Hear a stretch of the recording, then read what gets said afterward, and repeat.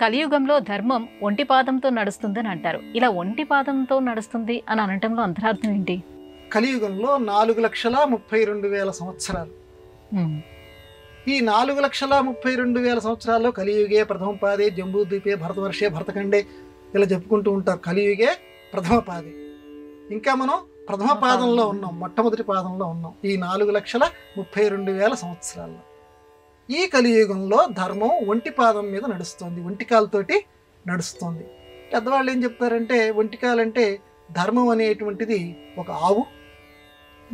ఆ ఆవుకి 3 కాళ్ళు తెగిపోయినాయి నాయన. 3 కాళ్ళు తెగిపోయినటువంటి ఆవు, ధర్మం అనేటువంటి ఆవు ఒంటికాలి మీద అసలు అది నడుస్తుందా? అసలు 4 కాళ్ళుంటే నడుస్తుంది, పోనీ 2 కాళ్ళుంటే కొంచెం ఊహ చేయొచ్చు, కొంచెం అలా ఎగిరెగిరి పడుతుందేమో అని. అసలు మొత్తం లేకుండా ఒకే ఒక్క కాలుతో నడవటం అనేది చాలా అసంభవం. కాబట్టి ధర్మం అనేది ఈ కలియుగంలో లేనే లేదు. 99.9% ధర్మం అనేది లేదు. కలి అంటే పాపము అని అర్థం. కాబట్టి ప్రతి వాడిలోనూ పాపపు చింతన, అందులో ప్రతి మనస్సులోనూ పాపపు ఆలోచనలు ఉంటాయి. పుణ్యం కంటే కూడా ప్రతివాడిలోనూ పాపం చెయ్యాలి, పాపం మీద తీవ్రమైనటువంటి ఆసక్తి ఉంటుంది. మహానుభావులు కొంతమంది పాక్షిక దృక్పథము అని చెప్పి ఈ ఒంటికాలను నిర్వచించారు. పాక్షిక దృక్పథము అని అంటే పక్షపాత దృష్టి. పక్షపాతము, పక్షవాతము. పక్షవాతము అంటే అందరికీ తెలిసినటువంటిదే.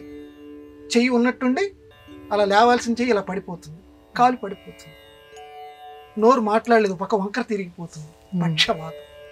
పక్షపాతం ఎవరికైతే ఉంటుందో, తీవ్రమైన పక్షపాతం ఎవరికైతే ఉంటుందో వాడికి పక్షవాతం వస్తుంది. కానీ ఈ కలియుగంలో పాక్షిక దృష్టి ఎక్కువ, పక్షపాత దృష్టి ఎక్కువ. నాది, నా వాడు, నా మా అమ్మాయి, నా కుమారుడు, మేమే బాగుండాలి, ఎదుటివాడు ఎలా చచ్చినా పర్వాలేదు.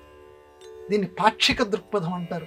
ఈ పాక్షిక దృక్పథమే ఒంటికాలితోటి నడవటం అనేటువంటిది. కానీ మొత్తం మీద పెద్దలు చెప్పినటువంటి సారాంశం మనం దీనికి ఏమని చెప్పుకోవాలంటే, అయ్యా పక్షపాత దృష్టి వదిలివేసి చక్కగా నువ్వు అందరిది, ఈ భూమిలో ఉన్న నీళ్లు అందరివి, ఈ భూమిలో ఉన్న సంపద అందరిది, అందరితో పాటు నేను కూడా అనుభవిస్తాను అనేటువంటి దృక్పథం నువ్వు అలవాటు చేసుకుంటూ ఉంటుంటే ఈ పాక్షిక దృక్పథం, ఈ ఒంటికాల మీద నడవటం అనేటువంటిది పోతుంది. కలియుగంలో చాలా కష్టం.